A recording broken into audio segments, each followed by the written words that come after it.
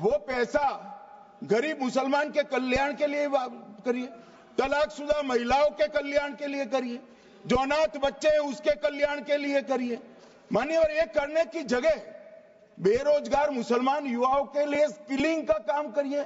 बरं, कालची सगळ्यांची जर का भाषणं ऐकली तर मला वाटतं देशाच्या इतिहासात पहिल्या प्रथम देशाच्या संसदेत मुस्लिम समाजाचा कळवळा आणणारी भाषणं ही म्हणजे अतिशयोक्ती करायची झाली तर जिनांनाही लाजवेल अशी मुसलमानांची बाजू घेणारी भाषणं ही खुद्द अमित शहापासून त्यांच्या सर्व मित्रपक्षांनी काल केलेली आहे।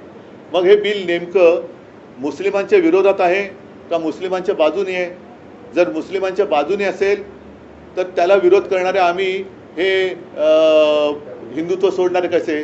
कारण मुसलमानांची ज्या पद्धतीने तुम्ही काल बाजू मांडले की गरीब मुसलमान को ये होगा, मुस्लिम महिलाओं को ये करेंगे, अमुक करेंगे, तमुक करेंगे, मग हिंदुत्व आम्ही सोडलं का तुम्ही सोडलं?